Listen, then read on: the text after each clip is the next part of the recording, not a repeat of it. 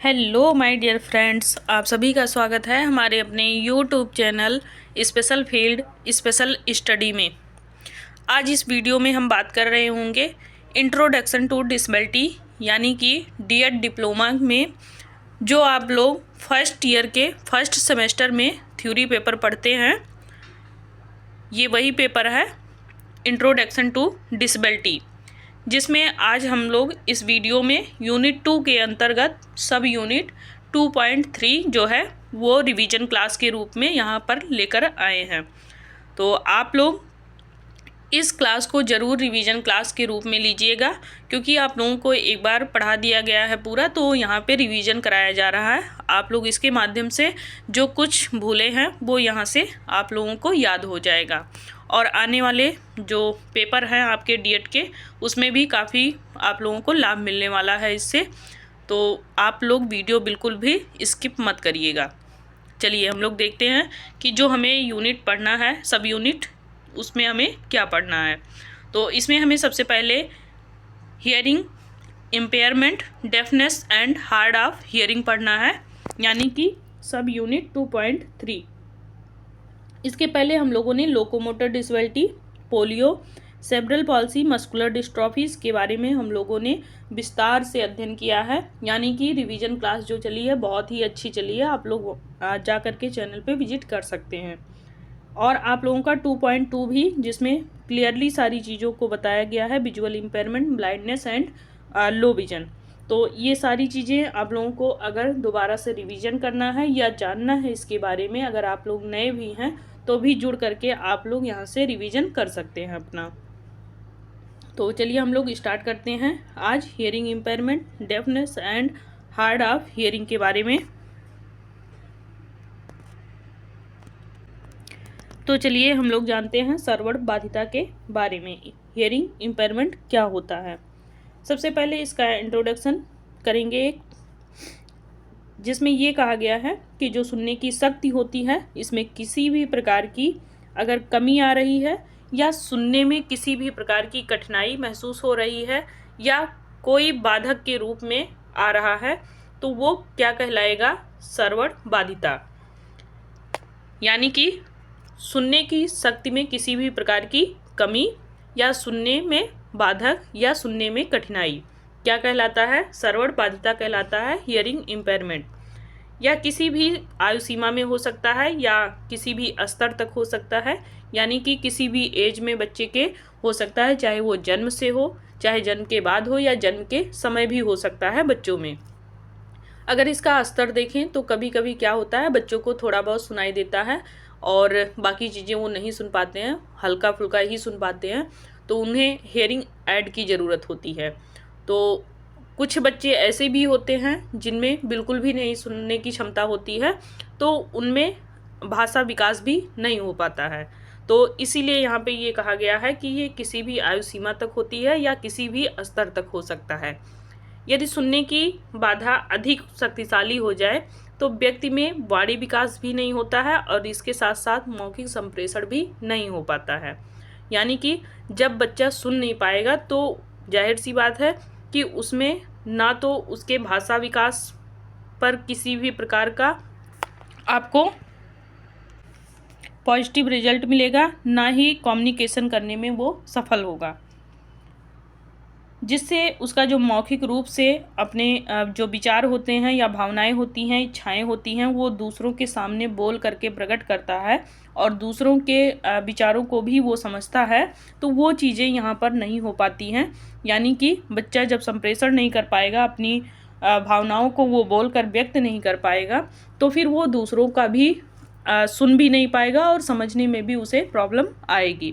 तो इस तरीके से वो एक तरीके से समाज से कट जाते हैं, वहाँ पर वो मौखिक संप्रेषण नहीं कर पाते हैं।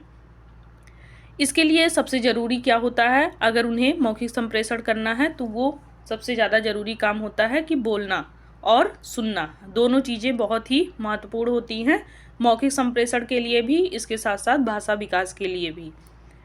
अब हम बात करेंगे नेक्स्ट, हियरिंग इम्पेयरमेंट किस प्रकार से होता है। तो किसी व्यक्ति या बच्चे में बाह्य अथवा आंतरिक कारणों से सुनने की जो क्षमता में आई कमी होती है, उसी को क्या बोलते हैं, श्रवण दोष या फिर उसी को बहरापन कहते हैं। गांव में लोग बोलते हैं कि बच्चा सुन नहीं पाता है वो बहरा है, तो उसको ही बहरापन बोलते हैं। बच्चा सुन नहीं पाता उसे श्रवण दोष है और उसी को बहरापन भी कहा जाता है। तो कान के किसी भी भाग में अगर रचनात्मक तरीके से या फिर कार्यात्मक तरीके से उसमें क्षति पाई जा रही है या फिर उसके सुनने की क्षमता में किसी भी प्रकार की कमी आ रही है या देखने को मिल रही है तो वो श्रवण दोष कहलाएगा। आगे बात करें तो उपरोक्त परिभाषा से ये भी ज्ञात होता है कि सुनने की जो शक्ति होती है या जो सीमा होती है इसकी, वो अधिक शक्तिशाली होती है। तो व्यक्ति आसानी से जो भी कम से कम ध्वनियाँ होती हैं उनको सुनने में वो सक्षम होता है। यदि सुनने की सीमा या शक्ति में किसी भी प्रकार की बाधा उत्पन्न हो तो व्यक्ति तीव्र ध्वनियों को भी सुनने में असमर्थ होता है, यानी कि बहुत तेज या बहुत जो लाउड होता है साउंड उसको भी वो नहीं सुन पाता है। अब हम बात करेंगे कि कुछ अलग अलग विद्वानों के द्वारा संगठनों में परिभाषाएं दी गई हैं, तो ये परिभाषा हम जानते हैं। सबसे पहले है अकॉर्डिंग टू SHA, तो 1981 के द्वारा ये दिया गया है। इसमें क्या कहा गया है कि जो श्रवण क्षति होती है एक विचलन या बदलाव है जिसमें श्रवण कार्य अधिक गड़बड़ी के कारण सामान्य श्रेणी से बाहर हो जाता है। यानी कि श्रवण क्षति एक प्रकार का ये विचलन है या इसमें बदलाव है जो कि बहुत ज़्यादा गड़बड़ हो जाने पर जो निम्न स्तर की या सामान्य स्तर की ध्वनि होती है उसको भी सुनने में सक्षम नहीं होता है व्यक्ति या बालक। आगे हम बात करेंगे अकॉर्डिंग टू WHO के अनुसार।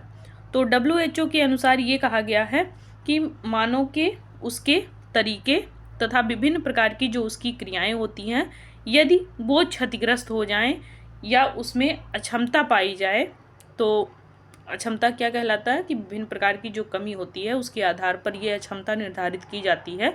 तो अगर इस प्रकार की भी कमी आ रही है तो भी श्रवण दोष के अंतर्गत आएगा। अब हम बात करेंगे अकॉर्डिंग टू RCI क्या कहता है कि श्रवण दिव्यांगता का अर्थ जो होता है वो बधिरता के साथ साथ श्रवण क्षतिग्रस्तता से भी होता है। अच्छे कान में अगर 70 डेसिबल से अधिक अथवा दोनों कान में पूर्ण जो श्रवण दोष होता है वो अगर उसमें पाया जा रहा है तो बच्चा श्रवण अक्षमता के अंतर्गत आएगा। नेक्स्ट है RCI के ही अकॉर्डिंग क्या कहा गया है कि जो श्रवण दिव्यांगता होता है अथवा बधिरता ये श्रवण क्षतिग्रस्त मतलब श्रवण क्षति से ही संबंधित होता है। अच्छे कान में अगर सुनने की जो क्षमता होती है या कह लीजिए दोनों कान के सुनने की जो क्षमता है वो 25 डेसिबल से लेकर के सुनने की जो क्षमता है वो आपके 70 डेसिबल तक जाए तो वो सामान्य ध्वनियों में आता है। वो डेसिबल तक सुनने तक बच्चा या बालक जो होता है वो श्रवण दिव्यांगता के अंतर्गत नहीं रखा जाता है। यदि उसी में 65 से 70 डेसिबल तक सुनने की जो ध्वनियाँ हैं उसमें हानि पाई जाए तो बच्चा सुनने में सक्षम नहीं होता है, श्रवण दोष उसमें पाया जाता है। अब हम बात करेंगे हियरिंग लॉस की। हेयरिंग लॉस में आप देख रहे हैं WHO के अनुसार, जैसा कि मैंने आप लोगों को बताया कि हेयरिंग लॉस में आप लोगों के अगर 65 से 70 डेसिबल तक हानि पाई जा रही है तो बच्चा वो एक तरीके से श्रवण दिव्यांगता के अंतर्गत आता है। लेकिन यहाँ WHO का एक क्राइटेरिया निर्धारित किया गया है जिसमें 0 से 25 डेसिबल जो कि आपका नॉर्मल हियरिंग है और उसके बाद 26 से 40 डेसिबल माइल्ड कैटेगरी में है, 41 से 55 डेसिबल मॉडरेट है, ये आप लोग फिर से जान लीजिए। 56 से 70 decibel moderately server hearing loss है, 71 से 90 डेसिबल सर्वर हेयरिंग लॉस है और 91 से एबव जो है वो प्रोफाउंड है। तो इसको आप लोग याद करने के लिए स्क्रीनशॉट ले लें और इसके माध्यम से आप लोग याद कर लीजिए कि WHO में क्या क्राइटेरिया रखा गया है। अभी तक आप लोगों ने श्रवण दोष के बारे में जाना, अब हम लोग थोड़ा सा और गौर करेंगे डेफनेस पे। तो सबसे पहले हम देखेंगे कि राष्ट्रीय प्रतिदर्श सर्वेक्षण संगठन 1991 के अनुसार क्या कहा गया है। इसमें ये कहा गया है कि श्रवण बाधिता या बधिरता उसे कहा जाता है जो सामान्य रूप से सामान्य ध्वनि को सुनने में अक्षम होते हैं, यानी कि जैसा कि मैंने आप लोगों को श्रवण दोष की परिभाषा बताई। आरसीआई के अनुसार आप देख ही रहे हैं कि 70 डेसिबल से कम जो होता है वो व्यावसायिक होता है और 55 डेसिबल तक जो होता है वो शिक्षा के लिए प्रयोग में लाया जाता है।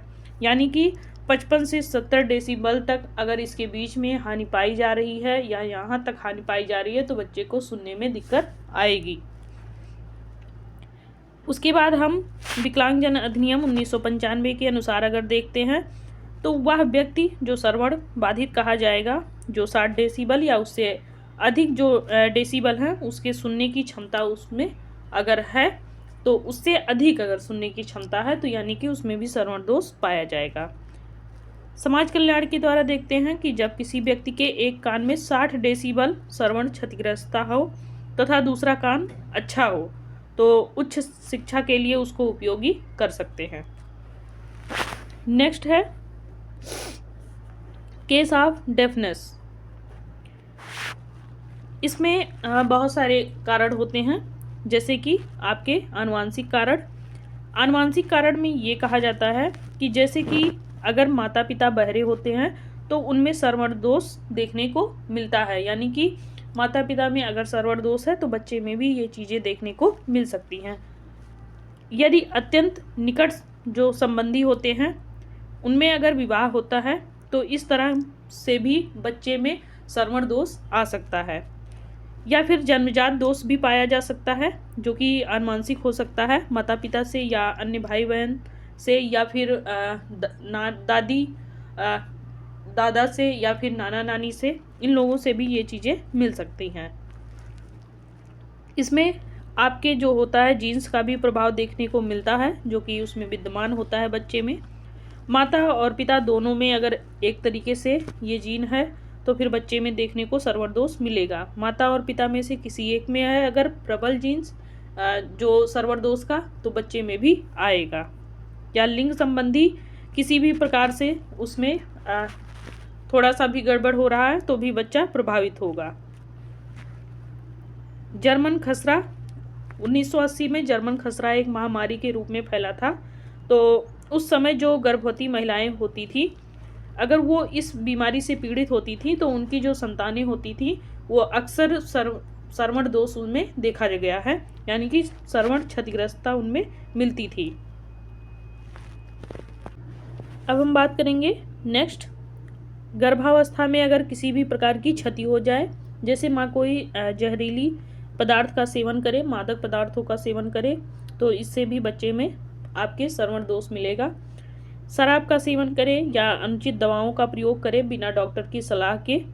इसके साथ साथ असुरक्षित प्रसव हो रहा हो, कोई ट्रेनिंग प्राप्त नर्स या दाई ना हो तो ऐसे में भी क्या होता है कि बच्चे को ऑक्सीजन की कमी हो जाती है या वहाँ पे जो रक्त का संचार होता है उसमें किसी भी प्रकार की गड़बड़ी उत्पन्न हुई तो भी बच्चे को सुनने में वहाँ पे समस्या आ जाएगी।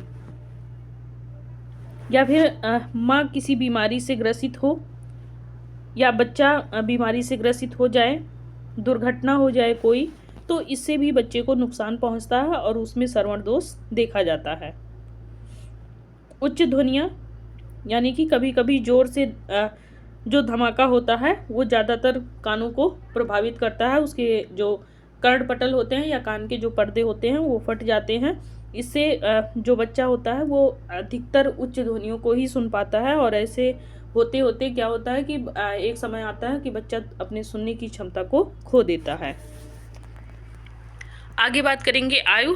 आयु भी बहुत ज़्यादा प्रभाव डालता है, यानी कि वृद्धावस्था तक जाते जाते शारीरिक जो तंत्र होते हैं वो एक तरीके से कमज़ोर हो जाते हैं और बच्चों को सुनने में समस्या आने लगती है।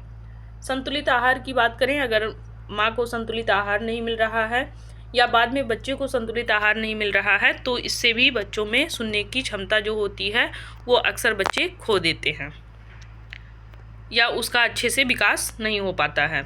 अब इसकी रोकथाम कैसे करेंगे, तो जो प्राथमिक उपचार होता है या कह लीजिए प्राथमिक उपाय जो होगा उसमें ये होता है कि जन्मजात जो रूबेला सिंड्रोम होता है उसको रोकने के लिए रूबेला के खिलाफ में टीकाकरण किया जाए या जो दवाओं के सेवन है उससे बचने के बारे में शिक्षा दी जाए। सभी गर्भवती महिलाओं के लिए एक सुलभ प्रसव पूर्व व्यवस्था रखी जाए या स्वास्थ्य का देखभाल उनके किया जाए। माध्यमिक उपाय में अगर हम देखें तो इसमें सबसे पहले जो भी जनता जन होते हैं उनको जागरूक करना और प्रारंभिक निदान के लिए प्राथमिक देखभाल कार्यकर्ता रखना, मेडिकल छात्रों को वहाँ पे प्रशिक्षण देना जिससे बच्चे में बहरेपन बिल्कुल भी ना आए। तृतीयक उपाय में ये होता है कि बीमारी के प्रभाव को कम करने के लिए यहाँ पे तृतीयक उपाय का सहारा लिया जाता है। ऐसे में जो बधिरों के लिए स्कूल होते हैं उसकी सहायता देना, तकनीकी सहायता देना यानी कि कान की मशीन देना या फिर अन्य सुविधाएं जो उन्हें पुनर्वास के तौर पे चाहिए वो चीज़ें तृतीयक उपाय में शामिल होती हैं।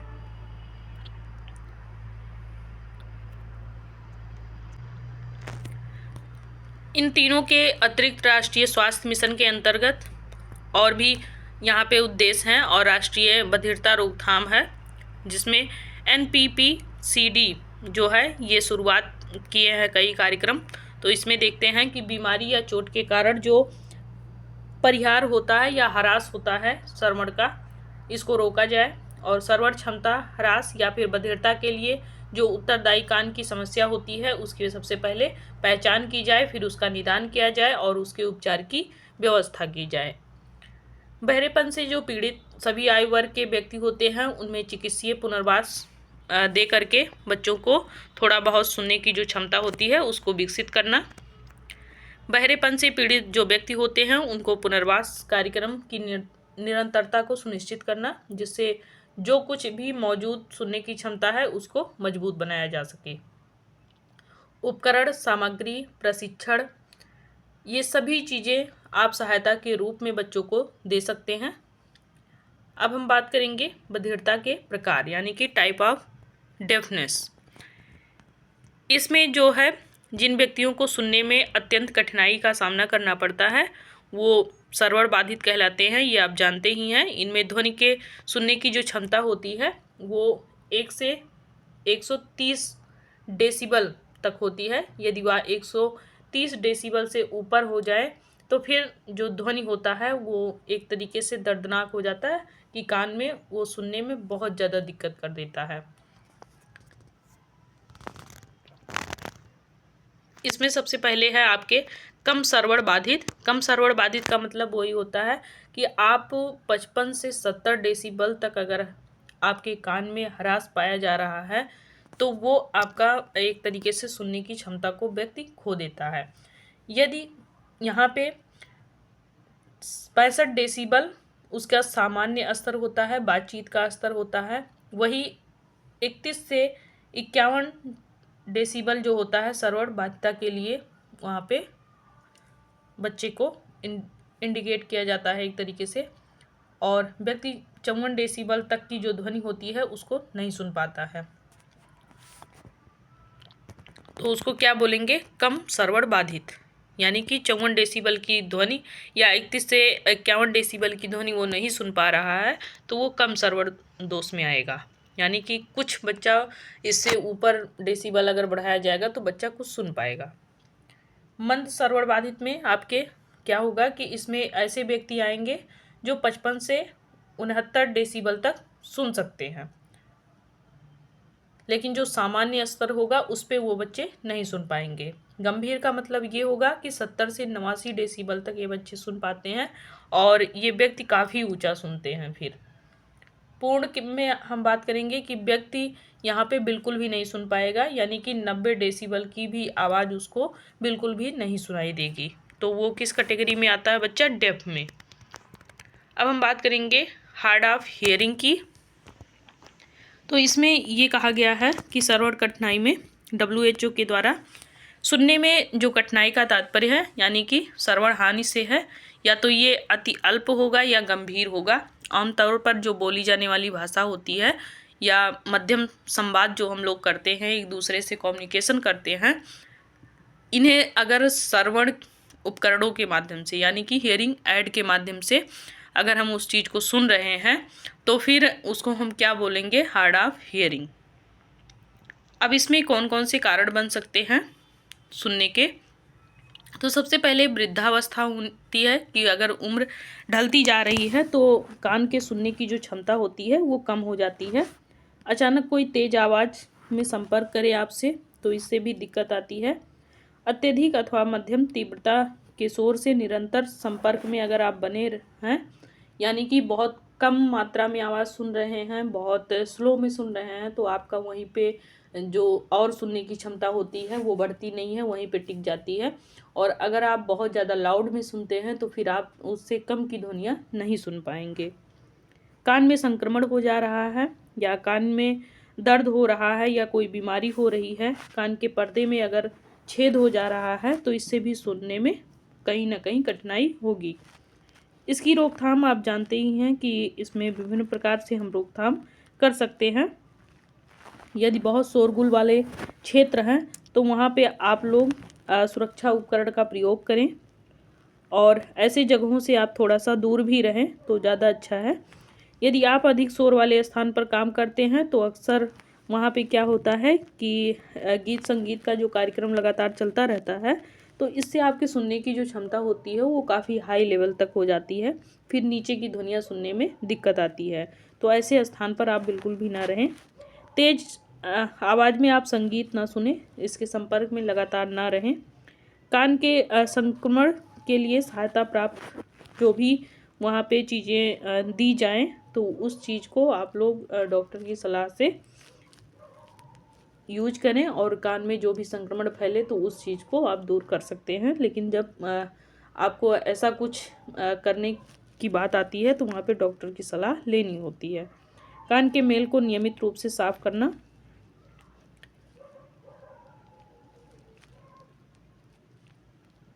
Types of hard of hearing के बारे में बात करेंगे तो 3 प्रकार होते हैं। एक प्रवाहपूर्ण होता है, एक होता है सेंसरियल और एक होता है मिश्रित, यानी कि जिसमें बाहरी कान मध्य कान को प्रभावित करता है वो आपका प्रवाहकीय होता है। जिसमें आंतरिक कान और श्रवण तंत्रिका प्रभावित होता है वो आपका सेंसरियल होता है। और दोनों अगर चीज़ें एक साथ में आ जाएं तो वो आपके मिश्रित में आता है। तो इस वीडियो में आप लोगों के लिए श्रवण दोष से संबंधित इतना ही जानकारी है। बाकी नेक्स्ट वीडियो में हम लोग मिलेंगे अन्य सब यूनिट के साथ में 2.4 लेकर के। तो अभी आप लोग 2.3 फिर से आप लोग एक बार पढ़ लीजिए और आप लोग अच्छा रिवीजन कर लीजिए यहाँ से, ताकि फिर आप लोगों को एग्ज़ाम टाइम पे एक दो बार और पढ़ने से आप लोगों का वहाँ पे अगर किसी भी प्रकार से यहाँ से क्वेश्चन पूछा जा रहा है, चाहे वो लॉन्ग हो या शॉर्ट हो या फिर आपका बहुविकल्पीय हो, तो आप लोग अच्छे से कर ले जाएंगे। कुछ ही टाइम बाद आप लोगों को ऑब्जेक्टिव क्वेश्चंस मिलने लगेंगे और इसके साथ साथ आप लोगों को जो आप शॉर्ट्स क्वेश्चंस होते हैं उसको भी कराए जाएंगे।